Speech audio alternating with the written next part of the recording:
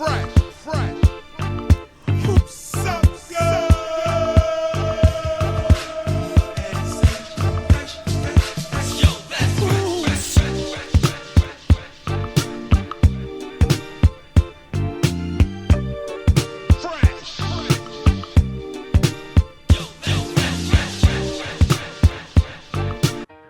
to Fresh CONVOS Season 2. We got special guest, Elders of Zion. We got Face and DJ Terratori. Say what's up, y'all. What's up? How's it going? Hello, world. Yes, indeed. So let's start this. So where are you from? Well, I was born and raised in DC. That's pretty much it. I was born in Kentucky, in Louisville, Kentucky, but I was raised in I was raised in Riverdale, raised in Cheverly, raised in Northeast, but mostly Maryland, Northeast and Northwest later on, but mostly Maryland. DMV for sure. Maryland. There you go. So what groups were you in? Go ahead, Faith. What groups were you in? As far as hip hop, basically it always started off with me and 1-2, aka Dimensions, aka Dimes, from the package in the New Golden Era. But we started off as Urban Dialect. But then we found out some cats from Baltimore. We don't know if they had it first or not, but we found out some cats from Baltimore were rocking with that name. And so, you know how Dimes is, and me, I'm the same way. We just figured, well, we're gonna step it up and build, and we came with Organic Symmetry. Organic Symmetry was actually a song title that he wanted to work on for one of our songs is Urban Dialect.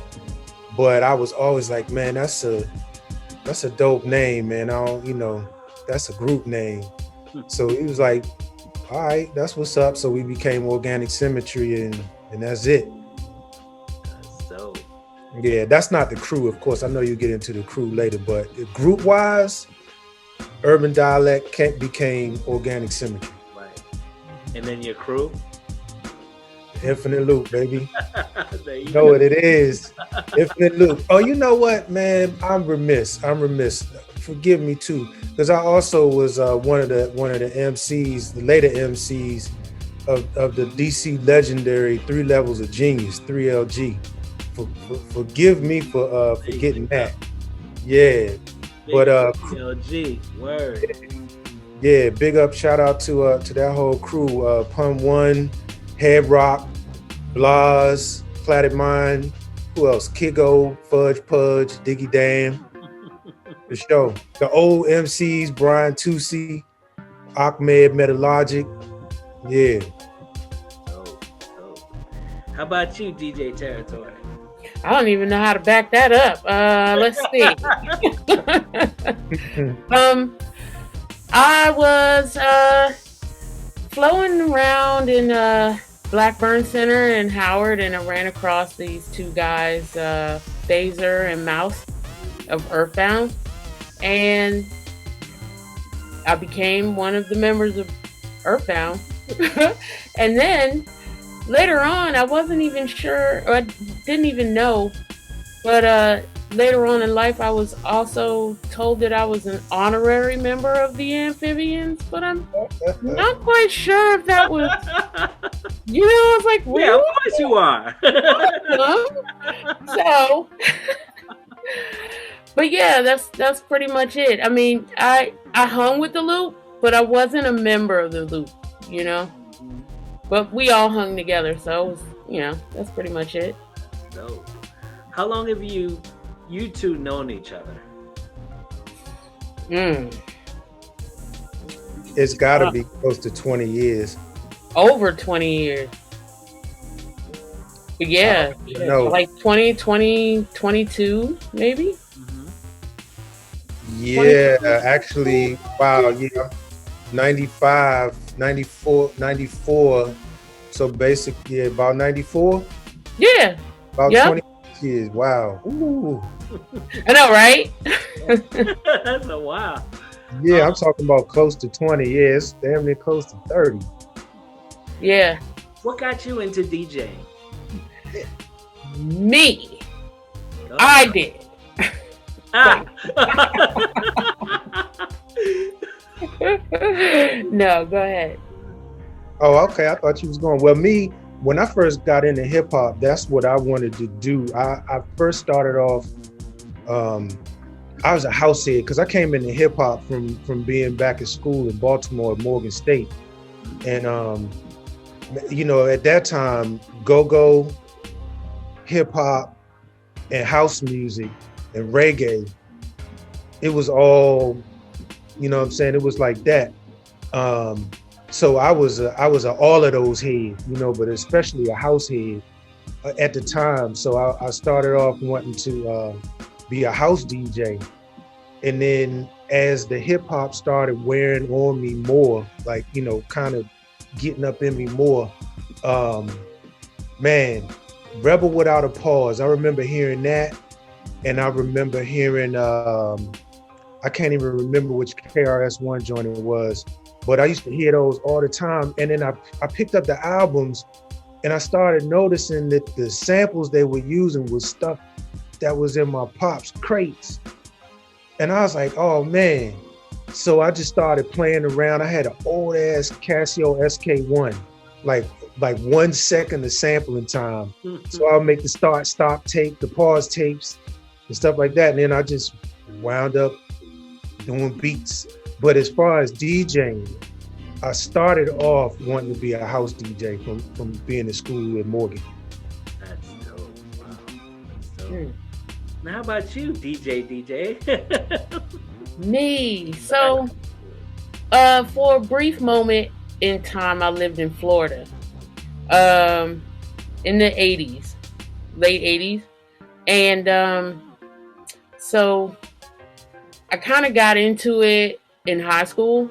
I was about 16. Well, actually, the very first time I put a needle on a record was when I was about 5. My mom let me play Herb Alpert's Rise. And that was the only record I was allowed to play in the ensemble, ever. That was the only record.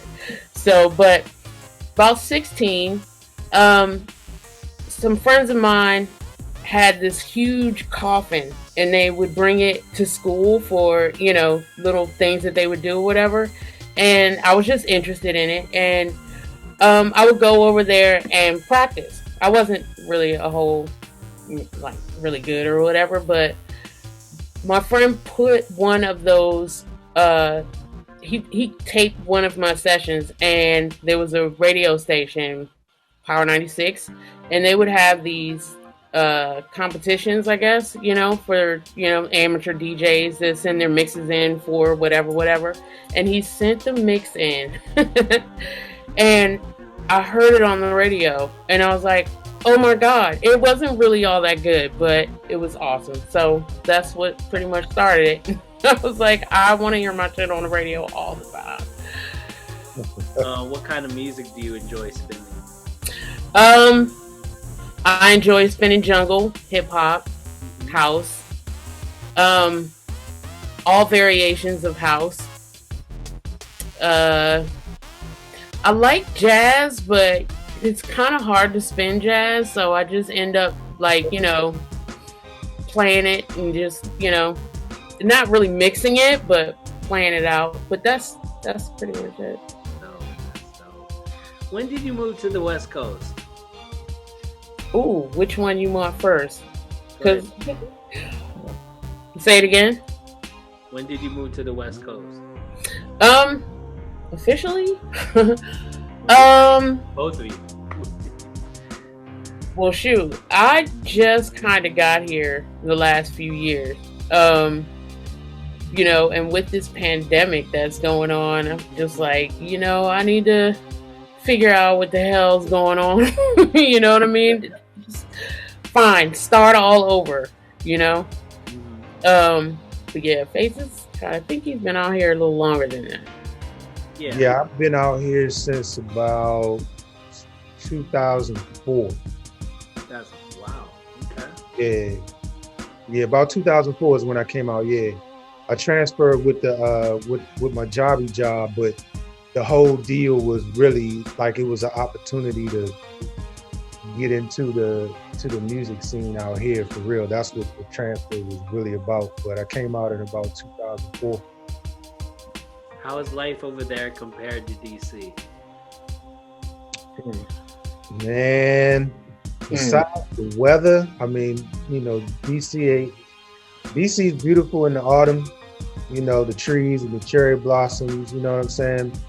But just overall weather, you know, can't touch it. This is a Mediterranean climate, so it's like yes, it's nice. Fly all the time, and plus where I stay at, I'm like right down the street from Hollywood. So I see the hills, I see all the rich people houses and all that stuff. You know, it's a constant inspiration for me to drive, you know what I'm saying? For me to like grind, not drive like drive up into the hills, but like grind, you know. But the lifestyle is you know, DC, we chill. Everybody's pretty laid back, pretty cool for the most part. And it's like that out here too, but it's also at the same time fast paced, like it's fast paced in spurts. You know what I'm saying? Like people be chilling, just doing whatever, you mingle, you meet people, and then as people get to know each other and they talk, they find out they might have something in common, or somebody might spark up an idea, and the next thing you know, shit's just popping real fast, and then everybody's chill again. So it's like it's in between. It's a laid back rush. You know, I call it laid back express. Yeah. You like it, right? Yeah, I do. That's why I'm still out here, man. I miss DC. If I could transplant DC out here, that would just be fine, right? But yeah, I like it though, man. It's all right, man. It's all right. I came from Cali. When did Elders of Zion form?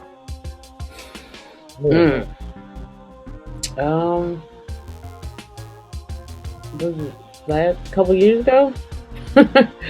Elders of Zion. The idea been bopping around for maybe about 4 years. Right. To call it official, I would say maybe about 2. Yeah. Okay. And what is the concept of the name of the group? Well, elder. we ain't all that young, you know what I mean? So that says it all. Like for real, like, you know, we Zion. Okay, well, call it me then, damn it. Shit, you know, like we, you know, just like you, we kind of we came into hip hop around the golden era of hip hop, right? Which is what the millennials, they call that shit old school now, and you know, and then the Zion aspect comes from the spiritual side of like the reggae aspect, you know, the roots aspect. Right. It's a little spiritual, little religious thing in there, but that's you know, paradise. That's the chosen people's paradise, and also it's a little matrix. Yes. when you come out of the matrix, exactly. And we are the elders of Zion. Yes. The production. Say it again. Who did the production? Oh, we both did. We both worked on that. I laid a little, he fixed it up, he laid some, I laid some. But it was basically a group effort. Okay. Yeah. And what beat machines did you use? I used Reason. Okay. Which is a DAW. I don't think did we pull the MP3? Did we pull the MP3 out? Nah, the MPC didn't come out mostly just because my bad. I like working on mine, but the stuff, like I had the old MPC 2000, and the stuff I was trying to do on mine, I basically broke it because I was trying to force it to do stuff that that its brain was not programmed to do. So I was like, I can't fuck with it. So for me, everything, we both used Reason basically. We both used I think we pulled the MP out for like one. We did. We pulled the MP out, but this is embedded in the back end of one of the tracks. Kismet. It's embedded in the back end. So there's one joint in there, but the majority of it is Reason. Yeah. And where can people purchase this album? Right now at Bandcamp. Okay. Should I plug the Elders of Zion? What is it? elders.bandcamp.com? eldersofzion.bandcamp.com. Elders with an S. With an S. Yes, not with a Z. And what's your favorite song off the album? Dry Raindrops. I love that song. I got a toss up between Co-Create, Soul Sister 3, and Sheeple, but I have to say Sheeple probably gets top billing of those three because of the unity and the multi-culti global message of it all. That's dope. Who created the logo? I did. It's funny. I have so many different versions of that logo. And then one day I just took my brush and that was it. I was like, I worked on that logo for like almost a whole year. And then at the end of it all, you know what I'm saying? The simplest thing. I was just like, oh. Yeah, I was breathing down her neck. I was on her back about that whole thing. The first couple of iterations, I was like, no. Right. Do something else. I don't like that. Do something else. So yeah, she ultimately came up with it. And then like she said, she just was like, man. And I was like, that's it. That's it. That's dope. I like the logo, by the way. Thank you. Thank you, sir. So are you guys planning to do like visuals, like music videos for this project? Yes, we are. We've been doing little trailers, to give some visual to, a little snippet of the songs here and there. But as far as like an actual factual video, like a full-length video, it's in the works. But right now we're gonna do the trailers, just to keep everybody in. What's the word I'm looking for? Suspense. Yeah. Nah, that's dope. So Terratori, is this your first time recording vocals? Professionally, yes. I've done a few projects in the past, but they never really made it out, into the world. But yes, this would be my first time having myself out into the world. Exposed even, yes. And, what's the experience like? Educational. I would have to say it's been highly educational. There's a lot of work that goes into it that I didn't realize was, you know what I mean? You see other people do it and they make it look so easy, but for real, there is a lot of work that goes into projects like this, and it's very exciting. And I mean, I'm looking forward to doing so much more now that I got my feet wet. She being nice. Am I? I was on her ass in the booth, boy. Take 35, do it again. Oh my God. Man, I mean, like, yeah, bro. I'm glad to hear her response to that question, because, bro, I think I'm a fun tyrant, but I'm a tyrant in there, Yeah, man. he's pretty. Do it again. You can do better. Come on. Nah, that's real dope though. No, but I really appreciated it though. You know what I mean? You pulled it off, man. Because when every take that's on there was the take where I was like, yes, Yeah. that's the one. Yes. What's the concept behind the song Sheeple? Ah, there you go. Sheeple is the joint that's like we all connected. You know what I'm saying? It's the Buddhic vibe.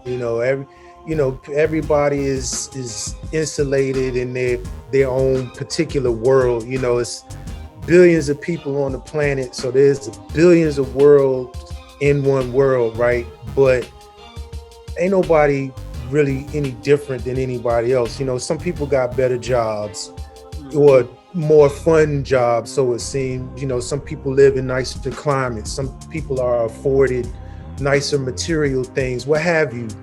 But on the day-to-day, from the street level, from the street to the skyscraper, man, everywhere you go, everybody's going through the same thing. But you won't know it if you don't never make it off your block, if you don't never make it out of your hood, if you don't ever make it out the country.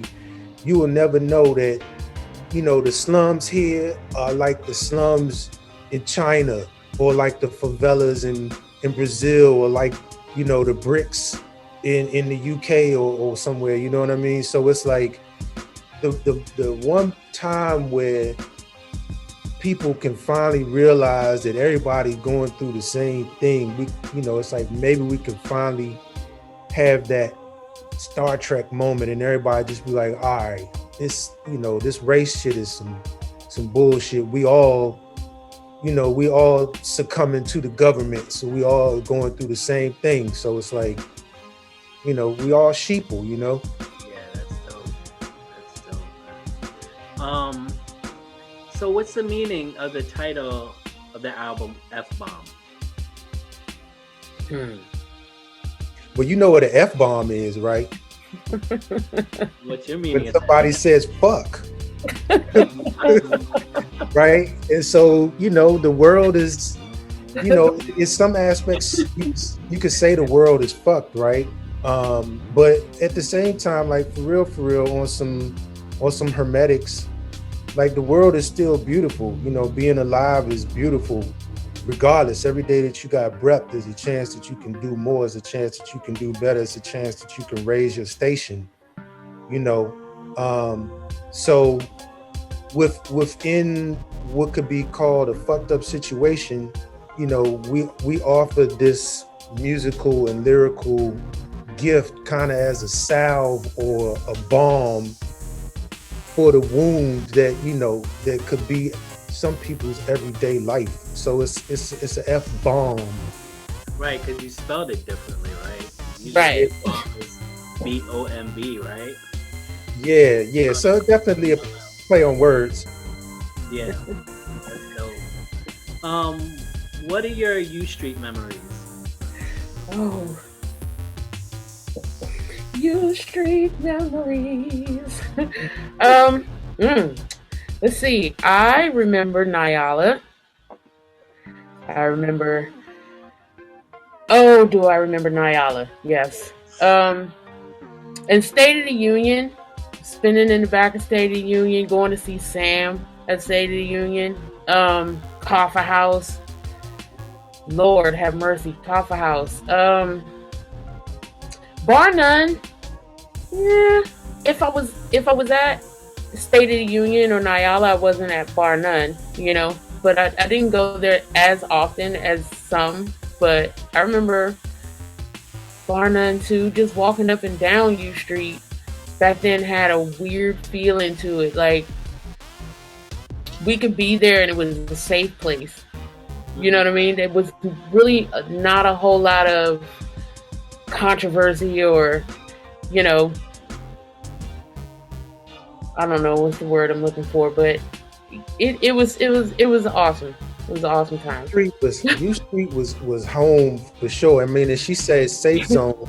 It definitely was a safe zone. I'm gonna tell you a quick story that let you know how much of a for real safe zone that joint was. The Loop, we had a show one night at State of the Union, and man, Lakim was supposed to be there, but for some reason Lakim had to go home. So I was like one of the few people at the time that had a car. So I went to, me and Hetty and Lakim, we went to, I think maybe it was one other person, but I don't remember who it was. We went to take Lakim home, but we didn't know where Lakim was staying. With the block was hot, sizzling, like cops staked out in the area type of hot. So we drop Lakim off, and when we go to take off, one of them old Crown Vics pulls out. So it's following us, and somebody in the car, I won't put that person on blast, but somebody in the car was like, "Oh shit, man, the cops are following us." So I'm like, okay, well, whatever, so what? But you know me, I always had the tree. So we was it was pretty smelly in there. But I was like, well, whatever, we just gonna chill. But the person was like, "Nah, man, we need to get it." So I'm driving the stick, dump the stick down from 5th to 3rd and take off. We wound up in a damn quiet car chase all the way up from where Lakim lived down to State of the Union. Somehow we made it there. And when we got there, there was already people outside kind of waiting on us to get there. So we got out. The plan was when we got out, we just gonna act like we didn't even know they was following us. So when we got out, they got out, they, guns and everything was out. And we was like, what's going on? And this was back before they just shoot you. The cops still had a little bit of sense about them. They were like, you saw us, following you and y'all ran and it's suspicious. We like, nah, we were late to perform. And everybody that was out there was like, yeah, they here to perform. We showed them our name on the bill and everything. They was like,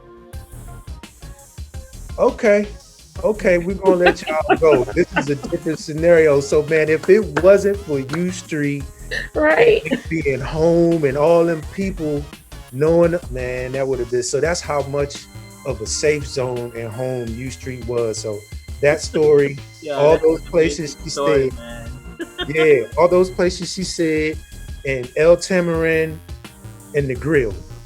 And the grill, yes. What's up? So what have you been listening to lately as far as music? Name like 3 artists of any genre. You go first. Producer wise, I don't know what he's been doing a whole lot lately, but man, I'm bananas over Troy Boy. This cat Troy Boy. Man, the shit that dude does, I'm just like, it's a beast. It's like trap, but it's not. It's like trap mixed with go-go or something. Like when he just, it does that to you. You know what I'm saying? It make the, the stink face just come out. So I like him. I'm digging on the jungle side, Lost City. They moving me. And shit, man. That's kind of it right now. As far as hip hop, it's a few different folks out that I'm feeling it. Like it's too many for me to zone in on one right now. But producer wise, Troy Boy, and jungle wise, Lost City. Okay.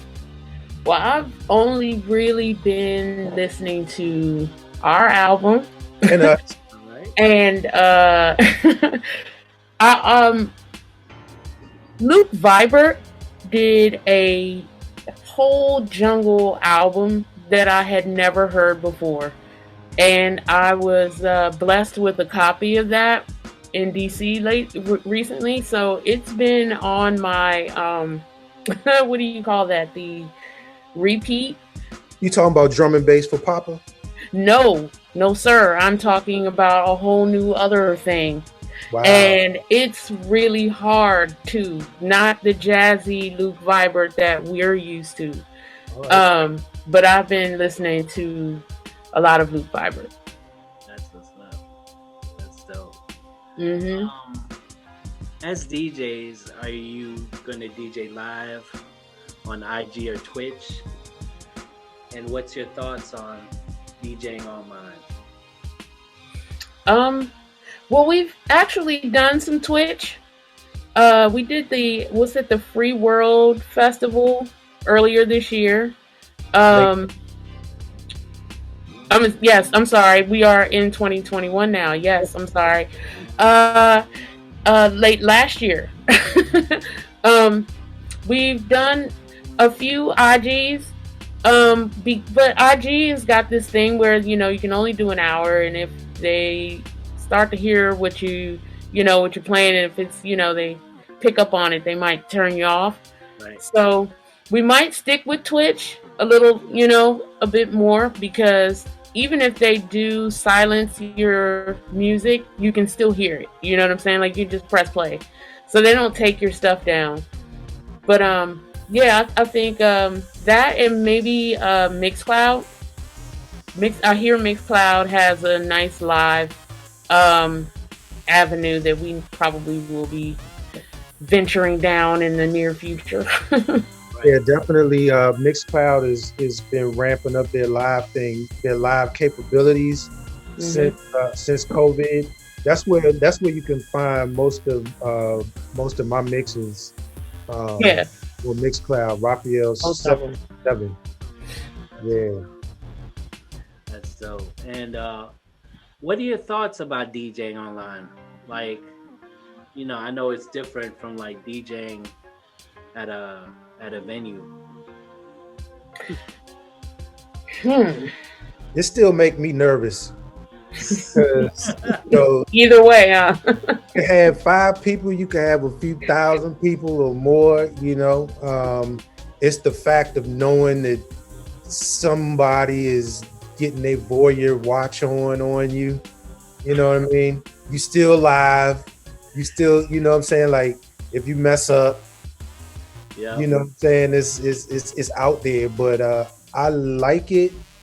I don't like it more than live and in person, but I do like it just because it's out there to the world. Right. I like the fact that if you're in a different part of the world, you can tune in. You know what I mean? You don't have to spend a bunch of money and try to go to that place to see that person on that night. Hopefully you can get into the venue. You know what I mean? Hopefully you can get on the plane to get to the venue. You know what I mean? Whereas here, all you need is, some internet service and in whatever platform you're performing on. So I like that aspect of it. You can reach a lot more people online. You know what I mean? Yeah, and I like that aspect. I really do. I like that. The only thing I don't like are the restrictions that the different platforms are forced to put on you. You know what I'm saying? It's like, as an artist, I wouldn't be... as an artist, you definitely want to get paid as you're supposed to get paid. But one thing coming, even though we don't sample as much, we still sample, but coming from the sample-based era, remembering how many artists were just kind of getting swallowed up in anonymity and just getting buried with the samples started popping off. So many artists from the 60s, 70s, 80s or before were being rediscovered, right?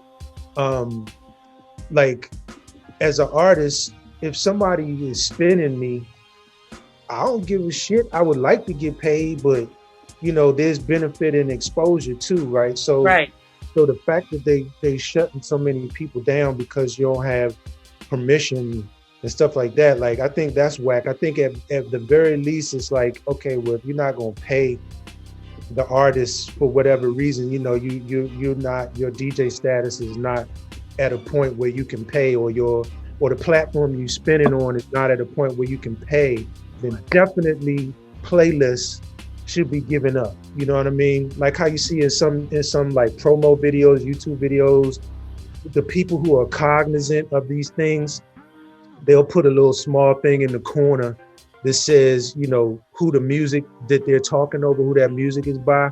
I think at the very least they should do that, not just be like, oh, we're gonna take your whole post down because you played these two artists who are upset that you played their shit in your mix. Like, I think that part is whack, but the exposure though, man, it's like, it's you can't beat it all around the world at once. Yeah. Right. Yep. That gives you new fans, and you know what I mean? Especially overseas where they really, really appreciate music. Yeah, definitely. Not to shit on the US, but you know, you've been outside of the US, you know, there's a different love for music, especially US music outside the US. So man, you don't want your global exposure cut off because somebody's platform is like, you know what I'm saying? True. All right. So what are your thoughts on music coming out from the DMV now? Coming out from DC? Hip hop. Is there hip hop coming out of DC? Like, no. Well, okay. Oh my God. You can edit that out. I'm sorry. That was I like it. I think I like the resurgence. I like the resurgence of the hip hop aspect. There's a balance. There's a lot of street hip hop out of DC. You know, a lot of thuggalicious, a lot of thug mentality. Mm-hmm. That is what it is. That's a reality in the DMV. You know, motherfuckers are trying to live. It's real, but at the same time, you know, there's a lot of cats who are trying to expand their minds. They're trying to, you know, go above having to live under the table. You know what I mean? So that's breeding a balance of hip hop that's more intelligent, even on some thuggery. You know, it's more intelligent thuggery, not just simple shoot 'em up, kill a nigga because you don't like him. You know what I mean? Like, so for every level of it, there's some intelligence balance. Like, I don't know if you know about Dime's son, his son Infinite. That youngin', I think his handle on IG is production by Infinite or something like that. I think that's it. But that youngin' is a beast, and he's a good example of what a lot of the young cats that's coming out of the DMV are doing. So I'm fucking with it. I like it. I'm glad to see it. You know, I want to be that old head that's not coming in like, well, look, when we was coming up, we was doing it like this. I just want to be, you know, I would love to be involved as just that old head that's like, damn, this an old head and he on the same vibe. We feeling each other. Let's bridge that gap, because it don't need to be, you know, a young versus old gap. You know what I'm saying? It don't need to be that. So I'm loving it. I'm loving the vibe. I'm liking that new amphibian shit. I don't know what's going on, you know. Hey, thank you very much. Thank you. Why you bullshitting? It's just for real though. Why you bullshit? Like, shoot. I was like, really? Wow. Oh. Okay. Yeah, we thought that it was time. I'm loving that. It was I'm time loving before, that. but we were knuckleheads, so like, you know, we had some growing up to do. It's all good. But like, you know, I'm glad we got together.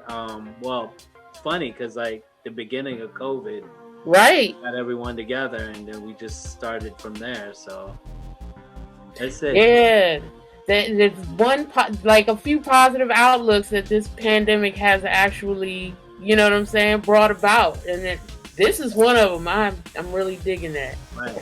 Which comes to the next question. I know this pandemic has been rough on everybody. You know that. But what kept you guys busy during this time? The music. That's pretty much it. Yeah. Music. Do something different, wanting to do something more.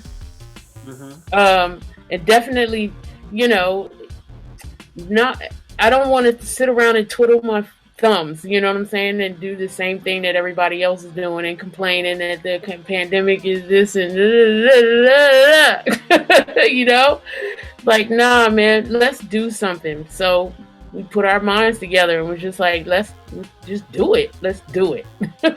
Yeah, I mean, you know, rest in peace for everybody, you know, that's not here with us now, and much love to the families that's going through stuff. But man, like, part of the reason it took so long for the Eff Balm to come out was because, you know, the plantation was just so time consuming that by the time you get home, you know, make the master his money, you got like about an hour or two to work on some music. And don't let it be a day that you just, you know, you tired and you just like, man, fuck it.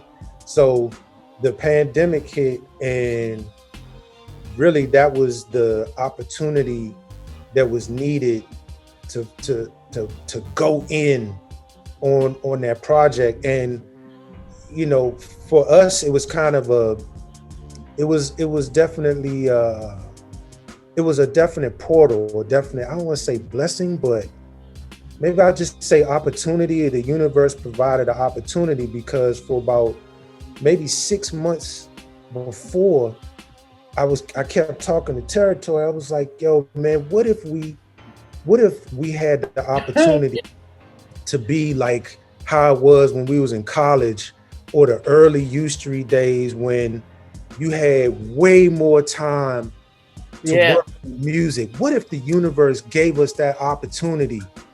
And this is before the pandemic.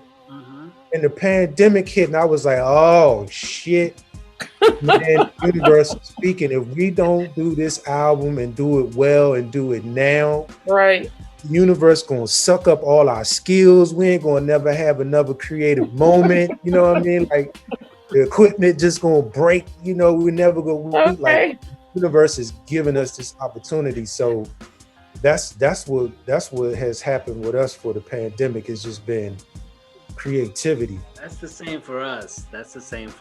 I mean, before the pandemic, we had our lives different.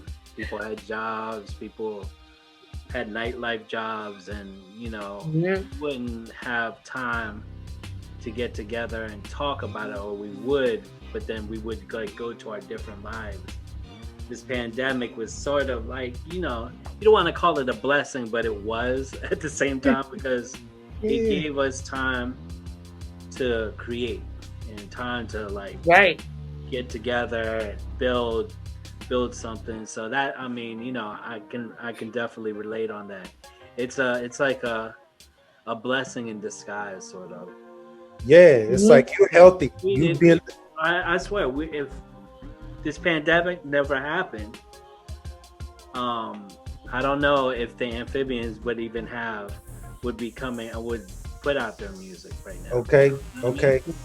It's definitely the prioritizing thing too, because I mean, the whole while, you know, beforehand, I was always knowing and feeling like, you know, this working, you know, literally 16, 17, 18 hours a day. This ain't what I'm here for. This ain't what I moved out here for. You know what I'm saying? Like, this is you know, it's slavery. Fuck it. That's why, you know, that's why I call this shit the plantation. I mean, if you look up the word employee, the employee-employer relationship is that of a slave to a slave master. Like, that's real. You know what I'm saying? So it's like, man, just the opportunity was, it spoke too many volumes. Like, you're healthy. You better do something right now. You know, you better take advantage of this opportunity, and you better really remember now what you're here for. Like, life will make you forget that you're not here to serve it, but you're here to live it, right? human being, not human doing, and all that stuff. You know what I'm saying? No, So it's been a reminder. absolutely right. I mean, yep. I mean, you gotta take that. It's the opportunity that's in your face right now. You can be, if you're meant to be creative, you know, this is the time. Yeah, Shine. yeah, yeah. I like this light in front of me, but like, you know, The shine. That's right. you know. So tell us about the music scene out there. I know you got, before the pandemic, you got to experience the music scene out in the West Coast. Man, the music scene out here is it's everything. You know, it's a melting pot. It's like DC, but it's in terms of many different cultures all in one area. More spread out for sure, but it's everything you want out here. It's rock, it's hip hop, it's jazz, it's classical, it's, you know, it's all the electronic genres, you know what I'm saying? So it's out here, and it's what you make it, you know. You got to get your grind on for sure, and you got to really just throw yourself out there. You know, you really got to throw yourself out there so you can get exposed. I mean, exposure, that's the thing, you know. So it's out here. I personally, you know, I've had a chance to really experience like the back end of Cali's heyday, you know. I'm gonna say hip hop heyday. The first one, you know, not like the now where you got the Tyler the Creator and the Kendrick Lamar. Like, this is kind of their new heyday. But the back in the day, oh man, it's all of a sudden escaping me. But shit, what was it? You know,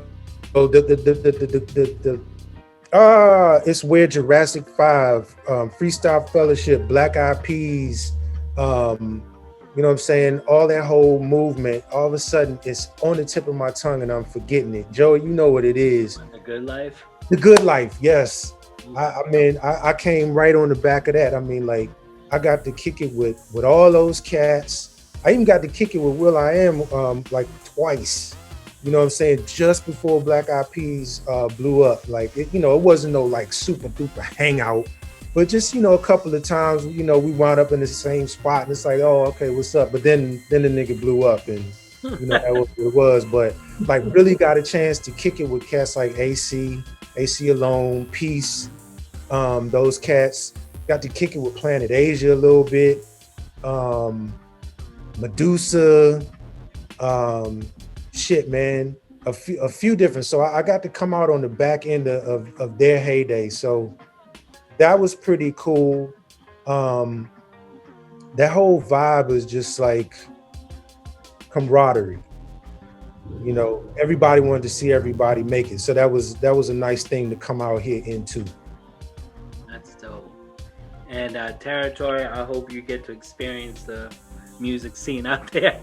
Okay, I'm ready. What's ready? Okay. You know, so you both are part of DC's music history. Mm-hmm. Tell us what you like to pass on to the next generation that wants to do what you do. Work. Okay.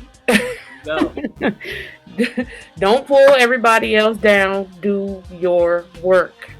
Basically, that's it, you know. Don't expect a handout because it's not gonna happen. You know what I'm saying? And love what you do. You know what I'm saying? Put a lot of love into it, especially if you want to get somewhere with it. You know what I mean? If it's just going to be a hobby, you know, okay, well, go do the hobby. You know what I mean? But if you really want to make it somewhere, you have to put in some work and some love. Genuine work and love. definitely. Yeah, I would say originality definitely is key. You know, the copycat era, you know, that is come and gone. You know, it had its time. You know what I'm saying? But now that the industries and the labels have kind of been chumped up a little bit, you know, like y'all can't just sit up here and think that you're gonna run and regulate everybody, because motherfuckers don't have to fuck with you no more if they don't really want to. You know, originality is back, is back, you know what I'm saying? But as far for DC, the DMV, I would say hustle, and then hustle some more. And when you think you hustle, you probably actually haven't hustled enough. So hustle some more, right? Yeah. Do your craft and do that thing to death. And don't be scared of critique. You know what I'm saying? Like, right.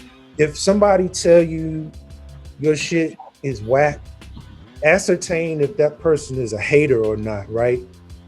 And if they not, then you might really need to check your stuff. Because if you ever do any research of artists who have made it, like the artists that you really respect, they had people in their corner in the studio with them that would tell them, nah, yo, that verse ain't that verse ain't it. Or they'd be like, man, that beat's all right, but you know, something ain't right. You know what I'm saying? So like, don't be scared to get critiques. Don't be scared to ask for critique. You know, look forward to somebody telling you when your shit ain't right so you can fix it. Because you don't want to get past the DMV only to find out that your shit is whack and you just had a bunch of yes men in your corner, right? Okay. And the other thing is, man, if there's one thing I didn't get out of being out here in Cali, bruh, the hate and the backstabbing of, I don't want to say crab mentality because that can get you hurt saying crab out here. That's a disrespectful gang term, but the backbiting and that animal in that crustacean in the pot mentality that has been plaguing DC forever. Yeah. Only seems to be hip hop. You can be R&B out of DC, it's all good. You can be rock and roll out of DC, it's all good. Jazz, everything else, it's all love. It's all love amongst the artists. But when it comes to hip hop, man, mugs don't stick together. You know, put your hustle hard, hustle harder. Put your money where your mouth is. You know what I'm saying? Keep your dick in your pants, and instead of spending money on hoes and hotels and turn up, buy some equipment. You know what I'm saying? Pay for some mastering. You know what I'm saying? Put your money together, especially for all the street cats. You know what I'm saying? If you ain't never learned from Rockefeller, you should have learned. Put your money. Do what you got to do, but bring that money back and put it towards that thing that's going to elevate you up out of that lifestyle, right?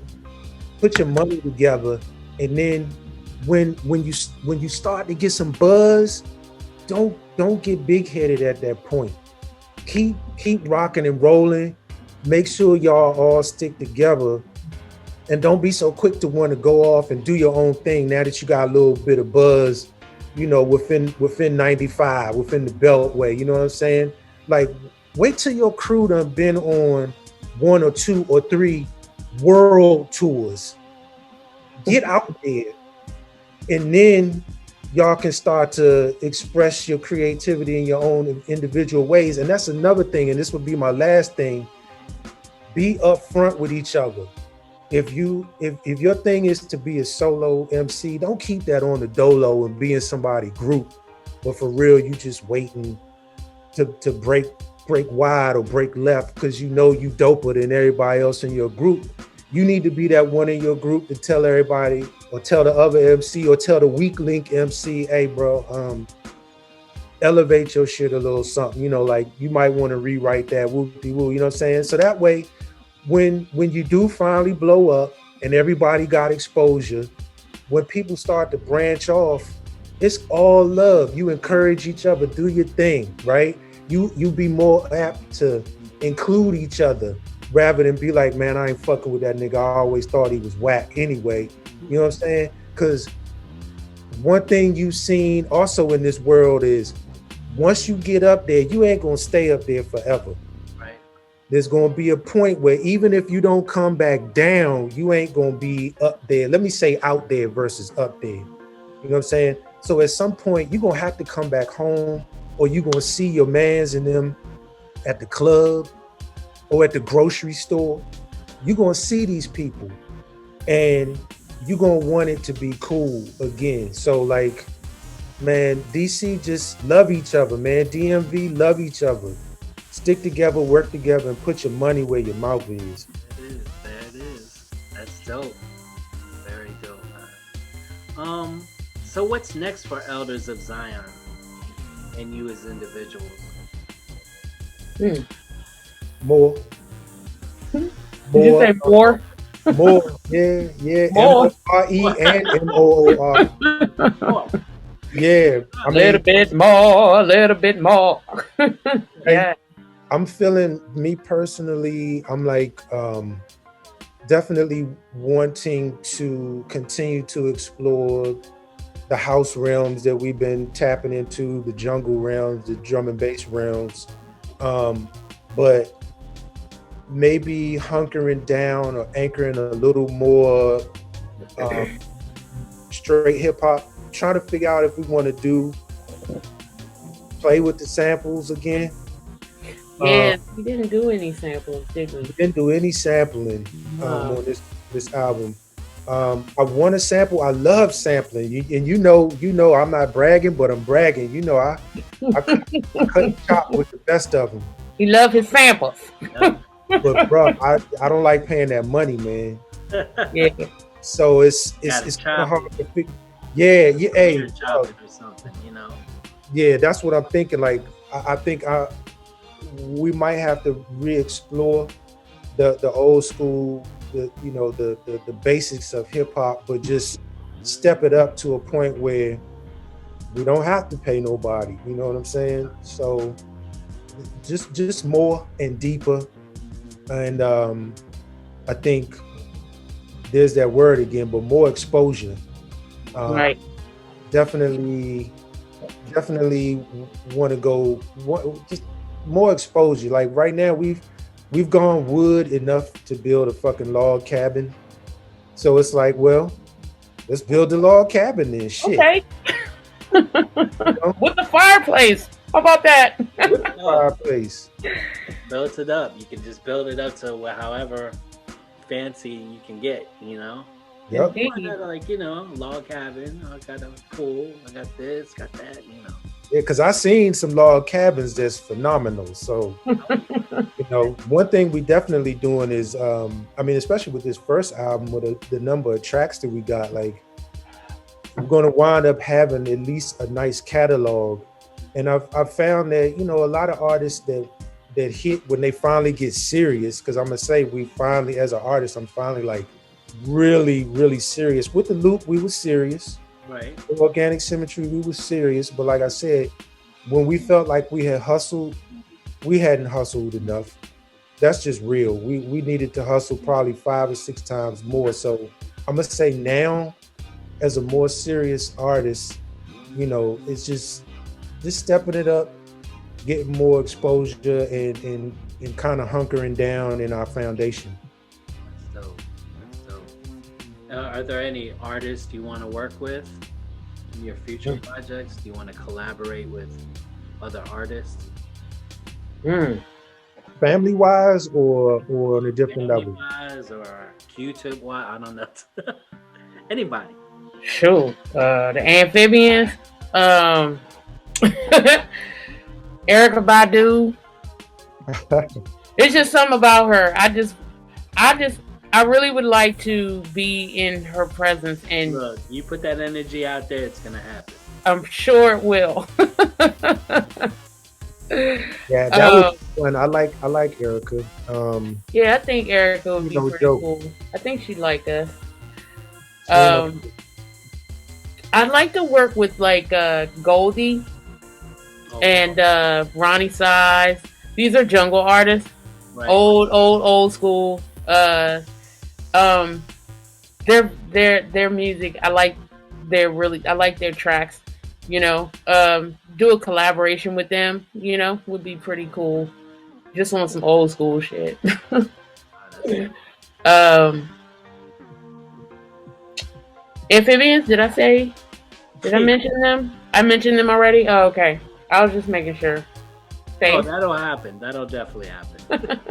yeah, I could totally see some amphib collaboration. There's a lot of cats from the DC thing. Yeah, no bullshit. There's a few cats from the DC scene I'd like to mess with. Flying Lotus, I'd like to fuck with him. Georgia Ann Muldrow, I'd like to fuck with her. Ooh, yeah, she's dope. Susie Analog, I'd like to fuck with her. Yeah, she's pretty cool. Yeah, there's a few artists I wouldn't mind collaborating with. MCs, like I said, there's a few cats from DMV. Definitely, I definitely want to do some more stuff with Dimes. Yeah, it's kind of hard to pull them off right now, but those are the names that jump to the front of my brain right now. That's what's up. Now, like I said, you put that energy out there, it's gonna happen. What? Shabazz Palaces. I'm sorry, Yeah. I'm gonna fuck with Shabazz Palaces. That's Ishmael from Diggable Planets. Yes. He's dope. Yeah, he's cool. He's approachable. You know, he stayed busy, but he's an approachable dude, and I like what he's doing, man. Like, yeah, man, Shabazz Palaces for sure. That's dope. Like I said, you put that energy out there, it's gonna happen. Watch your next album. Exactly. That's dope. Exactly. So where can people find you or find your music and you on social media? Well, I'm pretty much DJ Terratori on IG. I don't have a Facebook right now. I pretty much stay on IG as the social media. Mixcloud, SoundCloud, all DJ Terratori. And you, sir? Oh yeah, my bad. Oh, I forgot my homeboy Jay Knizzle too. He's my old partner. We did an album out of Taos, New Mexico called Concentrated Efforts. But yeah, at any rate, people can find me on IG at Raphael767 and on Mixcloud at Raphael767 as well. No Facebook. And then people can just go to the Elders of Zion page on Instagram too. Yes.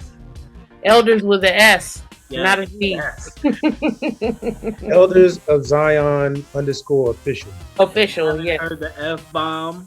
Amazing. Yes. Love it.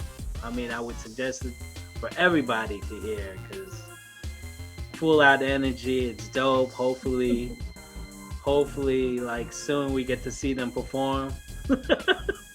Hey. If ever we come out of this pandemic. Okay. But yes, so this is it. Fresh Convos, Elders of Zion. Make sure you hit up amphibians.com, get that merch, got the t-shirt, also got the See Popular joints. Got that merch. All right, thank you very much. Thank you, bro. I appreciate it. Yo, thanks a lot. Yeah, no doubt. Thank you, Joey. And yes, please check the album out on Bandcamp and yes. check them out on IG. Yes, check them out. Peace. All right. Yeah, and also I gotta add on that when I first got to LA, the whole reason I was able to even get plugged into that whole good life vibe was I was messing with this group called Dark Leaf, and they're like the legend to all those groups I mentioned. You know, like all those groups looked up to Dark Leaf and was pretty much waiting for Dark Leaf to come out when I first got out here. But yeah, so shout out to Eclipse Longevity, Jolly Power Son, Kemet Kuto Shabazz, and actually shout out to Ahmed Metalogic again, because he also was in Dark Leaf too. So yeah, that's how I got into that whole good life thing.